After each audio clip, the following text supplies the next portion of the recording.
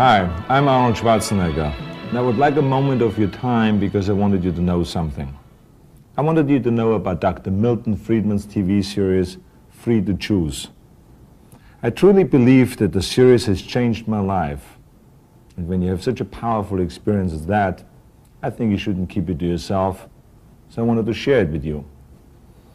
Being free to choose for me means being free to make your own decisions, free to live your own life, pursue your own goals, chase your own rainbow, without the government breathing down on your neck or standing on your shoes. For me, that meant coming here to America, because I came from a socialistic country where the government controls the economy. It's a place where you can hear 18-year-old kids already talking about their pension. But me, I wanted more. I wanted to be the best. Individualism like that is incompatible with socialism. So I felt I had to come to America.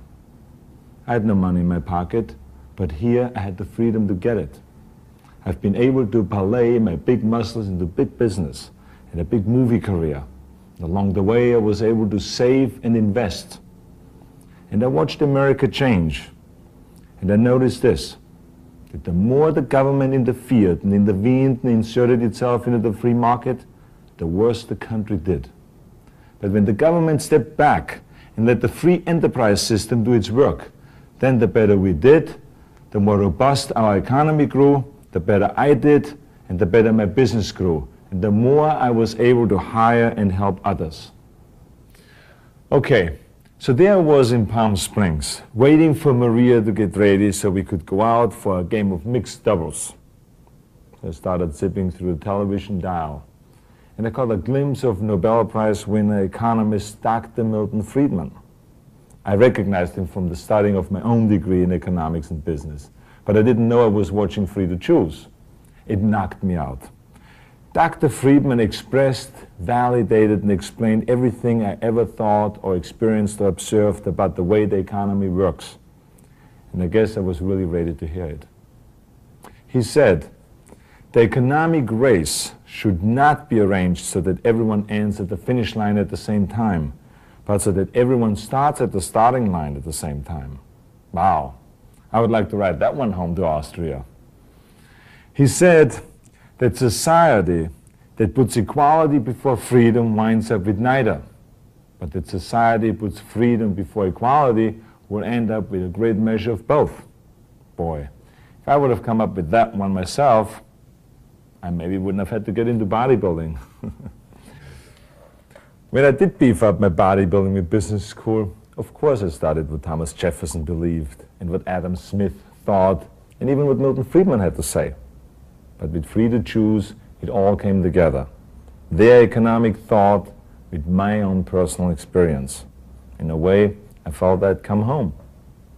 I sought out Dr. Friedman and had the great pleasure and privilege of meeting him and his economist wife, Rose. And we've all become friends, and now I call him Milton. And that became a big pain in the neck about Free to Choose. All my friends and acquaintances got the tapes and the books for Christmas after Christmas, all the way through the Reagan years when I was able to tell them all, you see, Milton is right. And I think it's crucial that we all keep moving in the same direction, away from socialism and towards greater freedom and opportunity. That's why I'm so excited that Milton Friedman is updating Free to Choose, bringing it into the 90s by discussing how to deal with the drug disaster, the Japan phenomenon, and of course, the miserable failure of communism. Oh, by the way, there are plans now to translate Free to Choose into the languages of the Soviet Union and Eastern Europe. And you know, they really need it to guide them through as they take the first walk into freedom. But we need it too. I recommend you the new TV series Free to Choose and encourage you to walk into the 21st century in freedom, in opportunity, and in success. With Dr. Milton Friedman. Thanks for listening. Human and political freedom has never existed and cannot exist without a large measure of economic freedom. Freedom is making choices. What's best for me? What do I want to do? We all want to be free to choose. No government official is telling these people what to do. Parental control, parents choosing the teacher, parents monitoring the schooling. Free to live your own life, pursue your own goals, chase your own rainbow, without the government breathing down on your neck or standing on your shoes. Most of us would choose prosperity if we could, but what's the best road to that goal? Free trade set off a process that revolutionized Japan and the lives of its people. The Pilgrims tried a form of socialism over 300 years ago. Unfortunately for their fair-minded plans, they prospered only after they were allowed to keep for themselves all the food they grew. Who says economic institutions don't matter? We may dream of a perfect world, but we all know that's not possible. Hong Kong is very far from utopia. Life is unfair. There's nothing fair about one man being born blind and another man being born with sight. I do not know any exception to the proposition that if you compare like with like, the freer the system, the better off the ordinary poor people have been. Dr. Friedman has spent a lifetime studying freedom and prosperity. To him, the lessons of history are clear. People are better off making their own choices, better off not relying on government. Free to choose is a survival kit for you and for liberty. It's a gorgeous morning around the New York metropolitan area. Skies are sunny now. A little bit of cloudiness over the eastern end of Long Island, a patchy fog out there. Boy, we've got some lovely weather to talk about. And I think I promised you this back at the beginning of the week. Once, all this was a swamp, covered with forests. And that's what essentially is The Canarsie Indians who lived here traded the 22 square miles of soggy Manhattan Island to the Dutch for $24 worth of cloth and trinkets. The newcomers founded a city, New Amsterdam, at the edge of an empty continent. In the years that followed, it proved a magnet for millions of people from across the Atlantic, people who were driven by fear and poverty, who were attracted by the promise of freedom and plenty. They fanned out over the continent and built a new nation with their sweat, their enterprise, and their vision of a better future. For the first time in their lives, many were truly free to pursue their own objectives. That freedom released the human energies which created the United States. For the immigrants who were welcomed by this statue, America was truly a land of opportunity.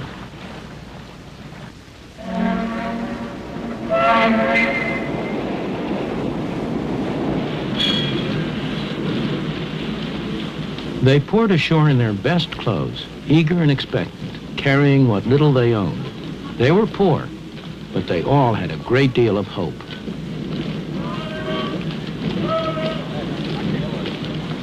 Once they arrived, they found, as my parents did, not an easy life, but a very hard life. But for many, there were friends and relatives to help them get started, to help them make a home, get a job, settle down in the new country.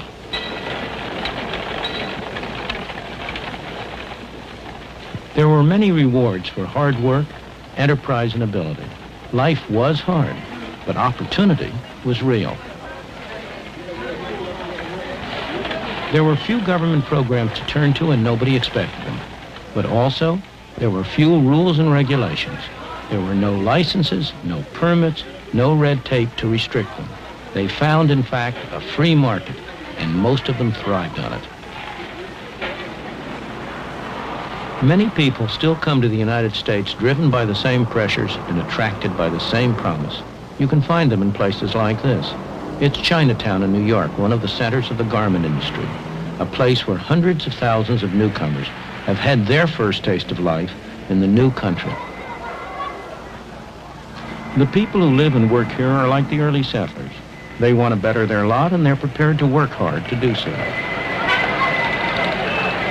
Although I haven't often been in factories like this, it's all very familiar to me, because this is exactly the same kind of a factory that my mother worked in when she came to this country for the first time at the age of 14, almost 90 years ago. And if there had not been factories like this here then, at which she could have started to work and earned a little money, she wouldn't have been able to come. And if I existed at all, I'd be a Russian or a Hungarian today instead of American. Of course, she didn't stay here a long time. She stayed here while she learned the language. while she developed some feeling for the country, and gradually she was able to make a better life for herself. Similarly, the people who are here now, they are like my mother, mostly immigrants from a distant country. They came here because they liked it here better and had more opportunities. A place like this gives them a chance to get started. They're not going to stay here very long or forever. On the contrary, they and their children will make a better life for themselves as they take advantage of the opportunities that a free market provides to them. The irony is that this place violates many of the standards that we now regard as every worker's right. It's poorly ventilated, it's overcrowded, the workers accept less than the union rate, it breaks every rule in the book. But if it were closed down, who would benefit? Certainly not the people here. Their life may seem pretty tough compared to our own, but that's only because our parents or grandparents went through that stage for us. We've been able to start at a higher point.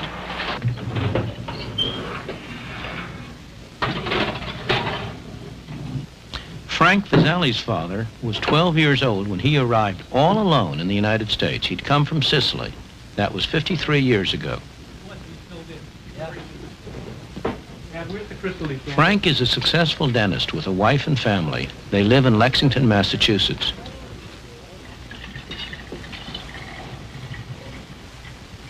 Fine, one bottle fills the whole decanter.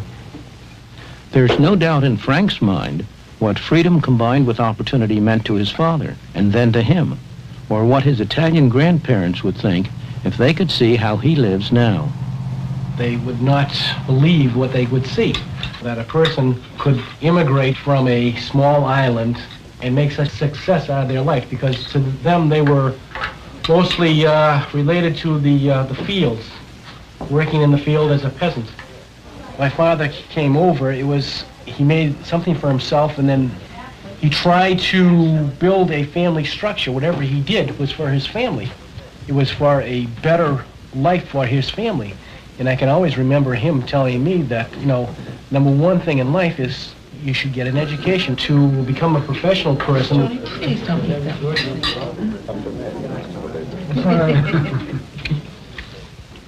The Vasali family, like all of us who live in the United States today, owe much to the climate of freedom we inherited from the founders of our country. A climate that gave full scope to the poor from other lands who came here and were able to make better lives for themselves and their children. You girls gonna have this? Yeah. You, Chris? I know you don't want the whipped cream. But in the past 50 years, we've been squandering that inheritance by allowing government to control more and more of our lives instead of relying on ourselves. We need to rediscover the old truths that the immigrants knew in their bones, what economic freedom is and the role it plays in preserving personal freedom.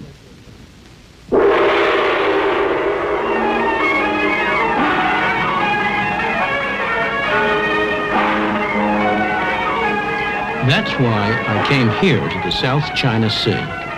It's a place where there's an almost laboratory experiment in what happens when government is limited to its proper function and leaves people free to pursue their own objectives.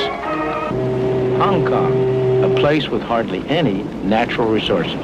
About the only one you can name is a great harbor. Yet the absence of natural resources hasn't prevented rapid economic development.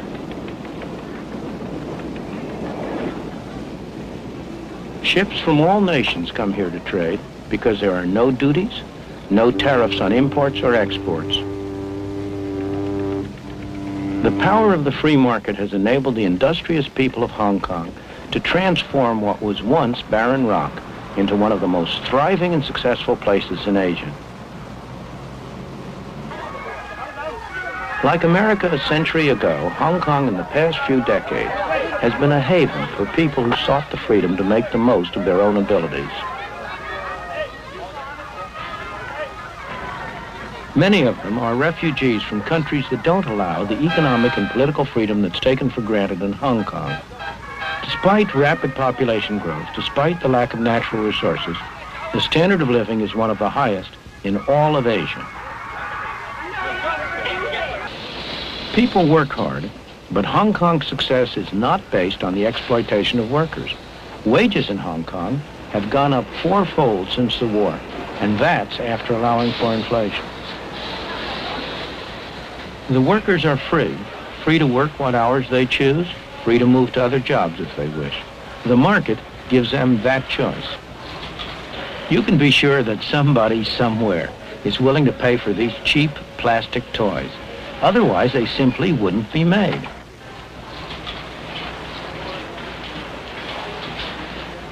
Competition from places like South Korea and Taiwan has made cheap products less profitable.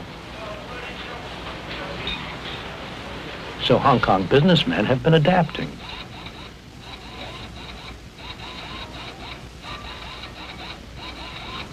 They've been developing more sophisticated products and new technology that can match anything in the West or East. And their employees have been developing new skills.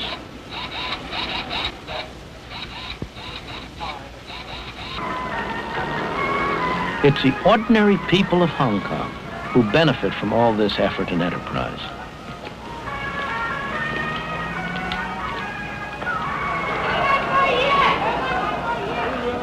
This thriving, bustling, dynamic city has been made possible by the free market. Indeed, the freest market in the world. The free market enables people to go into any industry they want, to trade with whomever they want, to buy in the cheapest market around the world, to sell in the dearest market around the world. But, most important of all, if they fail, they bear the cost. If they succeed, they get the benefit. And it's that atmosphere of incentive that has induced them to work, to adjust, to save, to produce a miracle. This miracle hasn't been achieved by government action, by someone sitting in one of those tall buildings telling people what to do. It's been achieved by allowing the market to work.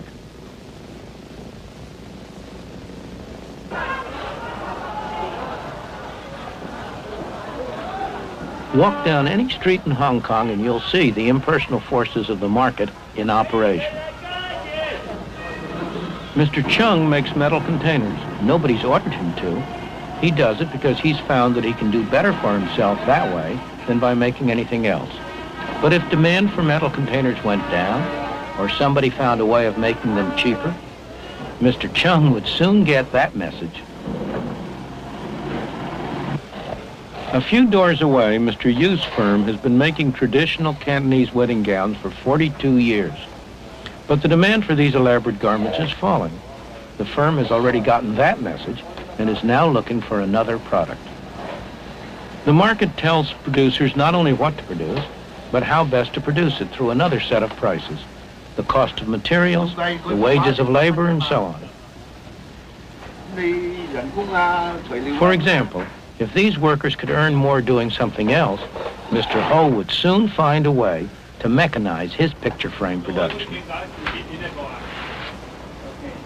Inside this Chinese medicine shop, a market transaction's going on. The customer's confidence that this painful-looking ordeal will help him doesn't rest on any official certification of the bone doctor's qualifications. It comes from experience, his own or his friends. In his turn, the doctor treats him not because he's been ordered to, but because he gets paid. The transaction is voluntary, so both parties must expect a benefit or it will not take place.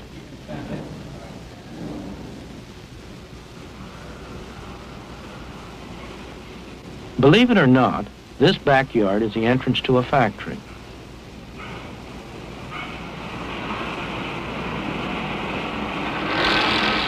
The workers here are some of the best paid in Hong Kong. It's hot, sticky, and extremely noisy. The workers are highly skilled, so they can command high wages. They could induce their employer to improve working conditions by offering to work for less, but they would rather accept the conditions, take the high wages, and spend them as they wish. That's their choice. The best-known statement of the principles of a free market, the kind of free market that operates in Hong Kong, was written on the other side of the world.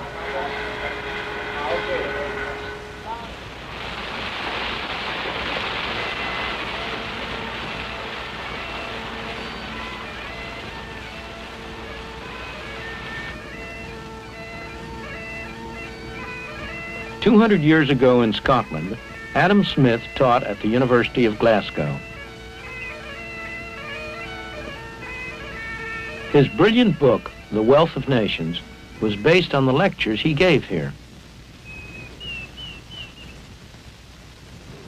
The basic principles underlying the free market, as Adam Smith taught them to his students in this university, are really very simple.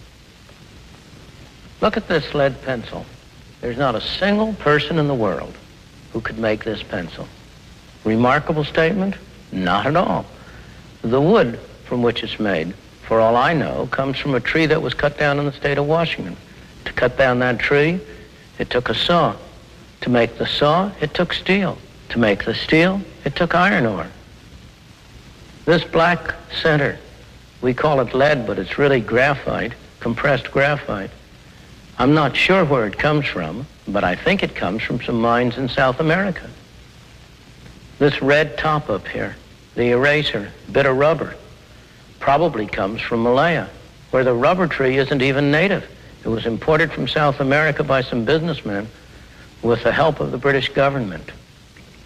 This brass ferrule, I haven't the slightest idea where it came from, or the yellow paint, or the paint that made the black lines, or the glue that holds it together. Literally thousands of people cooperated to make this pencil. People who don't speak the same language, who practice different religions, who might hate one another if they ever met. When you go down to the store and buy this pencil, you are in effect trading a few minutes of your time for a few seconds of the time of all those thousands of people. What brought them together and induced them to cooperate to make this pencil? There was no commissar sending out orders from some central office. It was a magic of the price system, the impersonal operation of prices that brought them together and got them to cooperate to make this pencil so that you could have it for a trifling sum. That is why the operation of the free market is so essential, not only to promote productive efficiency, but even more to foster harmony and peace among the peoples of the world. These people are crossing between two very different societies. This is Lo Wu, the official border crossing point between China and Hong Kong. On this side of the border, people are free not only in the marketplace, but in all their lives. They are free to say what they want, to write what they want, to do pretty much as they please. Not so over there. That is why people in China who cannot get permission to leave go to desperate lengths to escape. They risk their lives in the process. Many lose their lives, but that doesn't keep others from following. Some are attracted by the higher material standard of life in Hong Kong, but more by the natural human desire to be free. The people who get official permission to leave China are fortunate. They're going to be able to enjoy the benefits of the economic freedom they'll find in Hong Kong. But more important, that will give them a much wider freedom. Human and political freedom has never existed and cannot exist without a large measure of economic freedom. Those of us who have been so fortunate as to have been born in a free society tend to take freedom for granted, to regard it as a natural state of mankind. It is not. It is a rare and precious thing. Most people throughout history, most people today, have lived in conditions of tyranny and misery, not of freedom and prosperity. The clearest demonstration of how much people value freedom is the way they vote with their feet when they have no other way to vote. Hong Kong is very far from utopia. It has its slums, its crime, its desperately poor people.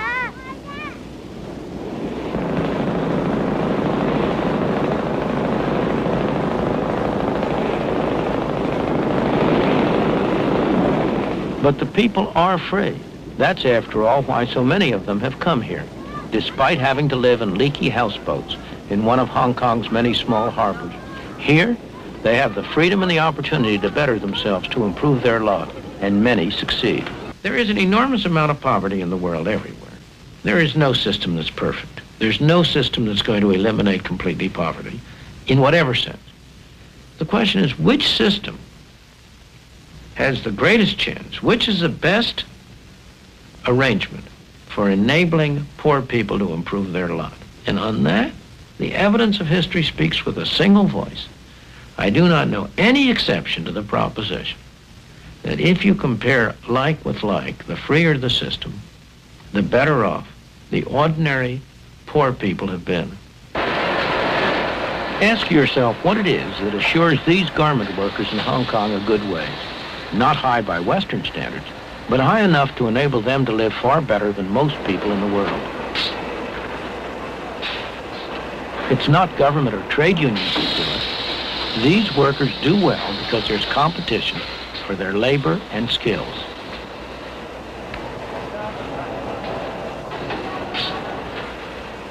When a businessman faces trouble, a market threatens to disappear, or a new competitor arises, there are two things he can do. He can turn to the government for a tariff or a quota or some other restriction on competition, or he can adjust and adapt. In Hong Kong, the first option is closed. Hong Kong is too dependent on foreign trade so that the government has simply had to adopt a policy of complete non-interference. That's tough on some individuals, but it's extremely healthy for the society as a whole. Only the businessmen who can adapt, who are flexible and adjustable, survive, and they create good employment opportunities for the rest. The complete absence of tariffs or any other restrictions on trade is one of the main reasons why Hong Kong has been able to provide such a rapidly rising standard of life for its people. In all this, the government of Hong Kong has played an important part, not only by what it has done, but as much by what it has refrained from doing. It has made sure that laws are enforced and contracts honored. It has provided the conditions in which a free market can work. Most importantly, it has not tried to direct the economic activities of the colony.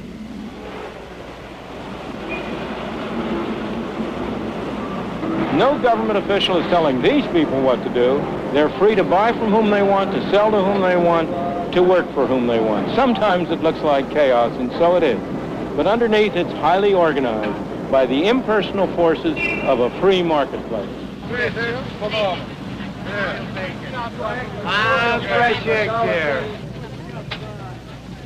The impersonal forces of a free marketplace at work, back here in the United States. Hey, 2 broccoli, $1.25. Prices are the key. The prices that people are willing to pay for products determines what's produced. The prices that have to be paid for raw materials, for the wages of labor and so on, determine the cheapest way to produce these things. And in addition, these self-same prices, the wages of labor, the interest on capital and so on, determine how much each person has to spend on the market. It's tempting to try to separate this final function of prices from the other two, to think that somehow or other you can use prices to transmit the information about what should be produced and how it should be produced without using those prices to determine how much each person gets. Indeed, government activity over the past few decades has been devoted to little else. But that's a very serious mistake. If what people get is not going to be determined on what they produce, on how they produce it, on how successfully they work, what incentive is there for them to act in accordance with the information that's transmitted? There's only one alternative: force. Some people telling other people what to do. Nice? Oh, boy, look what I got. Real good tomato. Real nice. Hey, come on, try one of those tomatoes. You don't eat home anymore. Have free lunch over here. You eat for nothing over here. Go ahead, eat. We don't charge you. Have a free lunch. I know, I'm going to. That's right. Free lunch. Free lunch. The fundamental principle of a free society is voluntary cooperation. The economic market, buying and selling, is one example, but it's only one example. Voluntary cooperation is far broader than that. To take an example that at first sight seems about as far away as you can get, the language we speak. the words we use, the complex structure of our grammar. No government bureau designed that. It arose out of the voluntary interactions of people seeking to communicate with one another. Or consider some of the great scientific achievements of our time, the discoveries of an Einstein or a Newton, the inventions of a Thomas Alva Edison or an Alexander Graham Bell, or even consider the great charitable activities of a Florence Nightingale or an Andrew Carnegie. These weren't done under orders from a government office. They were done by individuals deeply interested in what they were doing, pursuing their own interests and cooperating with one another. This kind of voluntary cooperation is built so deeply into the structure of our society that we tend to take it for granted. Yet the whole of our Western civilization is the unintended consequence of that kind of a voluntary cooperation, of people cooperating with one another to pursue their own interests, yet in the process building a great society.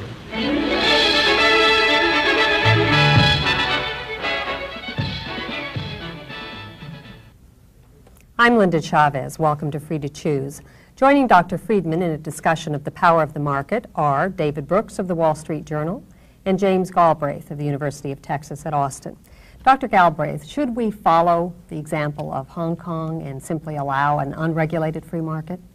I think we do better in this country with the combination of a free market and its advantages and a well-regulated, carefully thought-out structure of government, which provides a chance to pick up some of the losers from the market process and give them a second start, provides us with a chance to make the economic process a little safer, a little healthier, a little more environmentally sound and protective than you might get from a strict adherence to the free market such as Professor Friedman has described in the case of Hong Kong.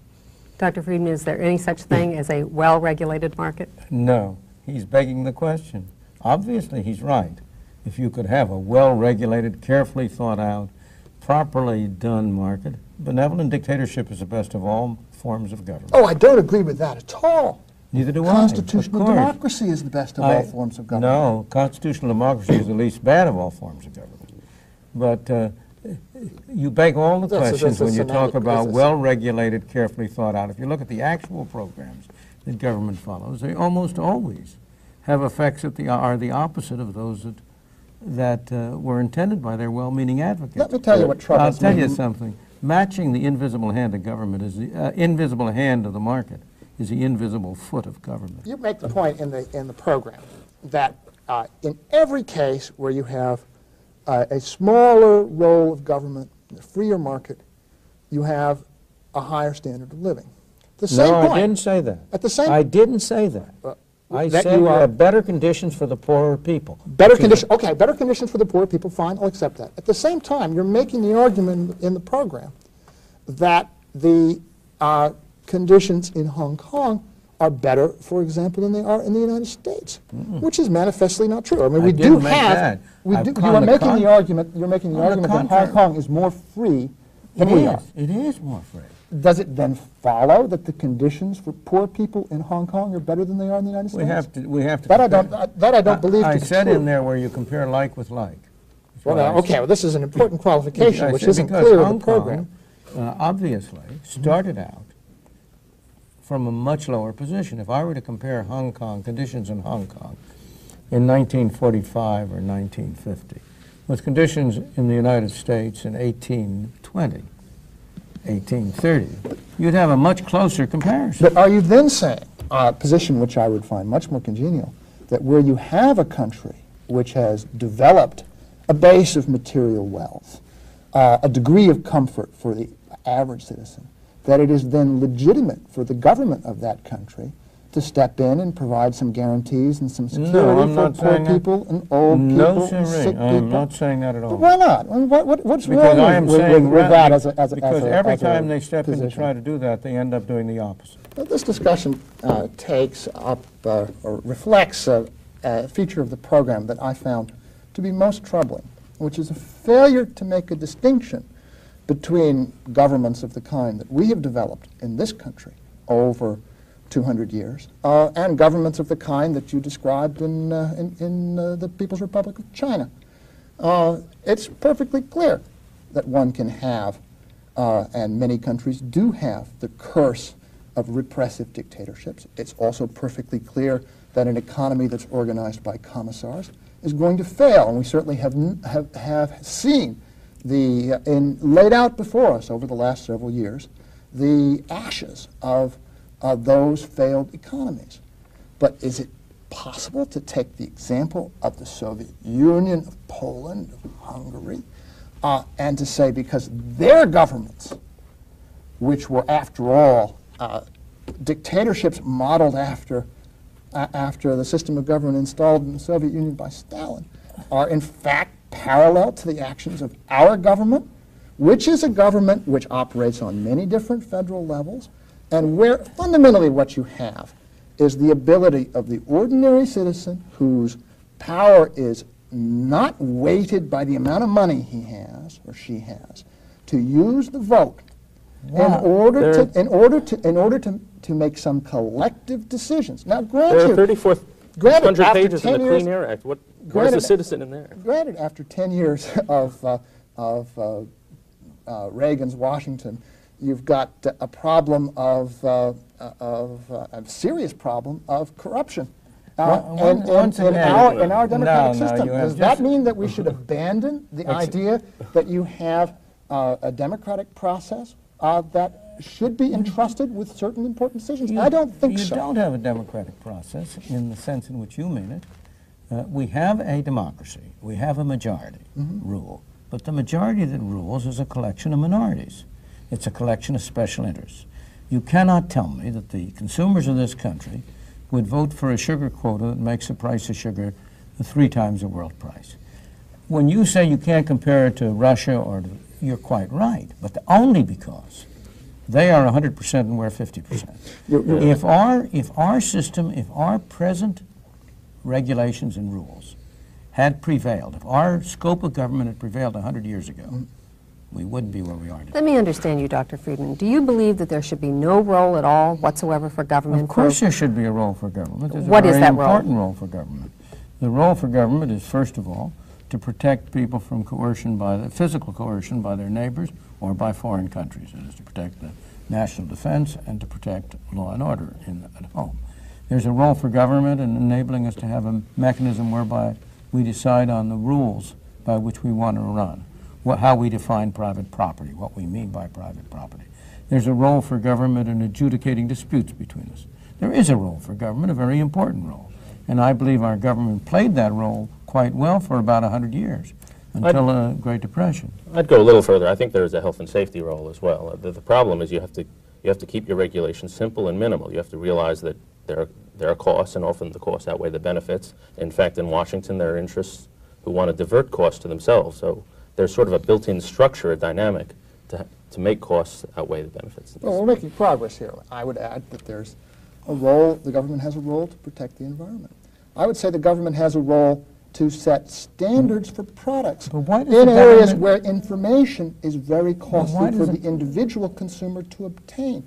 I like very much the fact that the steaks that dentist was eating were inspected by the USDA. Their purity was guaranteed by a rather well-functioning aspect of our government. I like... Go ahead. On the other hand, you've got the FDA, which has these long delays, 10 years to get a drug approved. So the effect is that you have to be a big drug company to get any kind of, to enter the market, and you basically are closing off the market.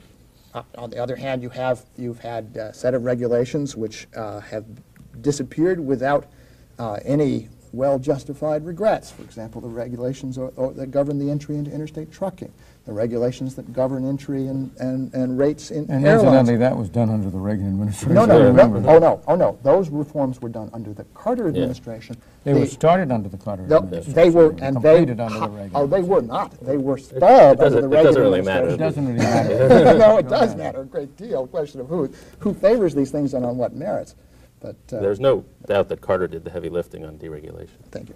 But in any event, I'm not trying to defend one political party or another. As David says, a major enemy of a free market is a business interest. The business community is a major enemy. The problem in the society is to have the public at large understand the importance of free markets so as to protect themselves against the depredations of the business community with their tariffs, their quotas, their special provisions, and so on. But if you come to all of these good things that society is supposed to do, you have to look at how many of them have been perverse in their influences and their effect. You mentioned the FDA, and that's a very important case because that's caused tens of thousands of lives over the course of time because of the evidence has been. Go ahead. I mean, you can start with the AIDS virus, where the FDA tries again. Recently, there have been reforms, but they were very slow to let people, even people who knew they were going to die and were going to die without any drug, to try experimental drugs. Let me ask another question. You'd have to establish that those experimental drugs would have, in fact, saved their lives. They couldn't have done worse. They were going to die. Let me give you another hypothetical. What if you have a social need, say a disease which is very lethal but affects very few people, and you don't have a company who has an interest because it's not going to make very much money, there's not a large market for the good, to produce a drug? Does the government have any role there to step in to try and stimulate certain social purposes? It's hard for me to imagine. I can't imagine how the government would in the first place. But in any event, you must realize that government isn't the only recourse. Yeah. The great period, when were the nonprofit hospitals of the United States founded? Almost all of them were in the 19th century during the heyday of laissez-faire. There are private charitable activities, which are essentially the most effective way of handling the kind of things you've described. Yeah. Right. A little bit of faithfulness to history surely would cause you to concede that in 1937, when we inaugurated Social Security, in 1965, when we inaugurated Medicare, we did so because the private charitable systems, the private insurance systems to care for people when they were old and when they were sick were failing in a gross way to meet the needs of the American people. And those programs, which are government programs, have at least had the virtue of extending the access to health care and extending income security when you're old to a very, very large part of the population that never had it before. And I would argue to you that in addition to the regulatory functions and the judicial functions that we certainly agree on, that there is in a rich society which can afford to take care of people who fall out of the market process, who aren't lucky or gifted or fortunate in their economic lives, to take care of those people when they are old and when they're sick. But what about the extent to which the same society that you described, the same logic that you described, makes them poor? What about the minimum wage, which prevents many people from getting employment? What about the rent controls, which destroy housing in the cities? And you're trying to look at... I'm beginning to switch over. You can point to the minimum wage, which everybody agrees increases unemployment among the poor, especially. But what about the environment? I mean, if you have if you have a simple environmental law, I mean, the reason the West is cleaner than the East, the Eastern Bloc, is the main reason is we're richer. We can afford to do it. The problem, so far as the environment is concerned, the real function of the government is to define the property rights. And it is quite clear that if I force you to take bad water for good water, well, then I ought to pay you. I'm not quarreling with that. But if you look at the actual environmental measures that government takes, they often have harmful effects and not positive effects. The new clean air bill that has just been passed, for example, is going to cost an enormous amount of money. Well, nobody knows how much. In principle, of course, your argument is one which many economists are sympathetic to, and I have some sympathy for it. But the technical facts of environmental control are such that it is often very, very costly to define the property rights in a way in which you can generate an efficiently functioning market. That is why you don't have a privately organized market. The information cost of those transactions is extremely high. So in some cases, what you want to have the government do is say, if there is mercury in the water, you find out who's putting it in and you shut it down. But let's look at what the government... That's a reasonable way to proceed because The alternative is extremely costly. But let's look at what the government actually does. In the United States today, the federal government spends an amount of money which is 25% of the national income. State and local governments spend an additional 17% of the national income. That's 42% altogether. Now, some of that is doing good, of course. It'd be very hard to spend that amount of money.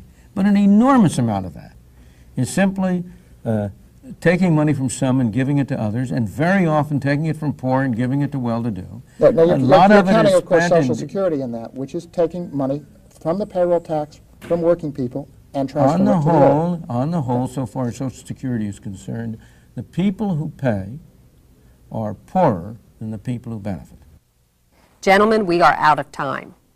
Thank you for watching Free to Choose. Next week, we'll be discussing what happens when government enters the marketplace. When anyone complains about unfair competition, consumers beware. That is really a cry for special privilege, always at the expense of the consumer. What we need in this country is free competition.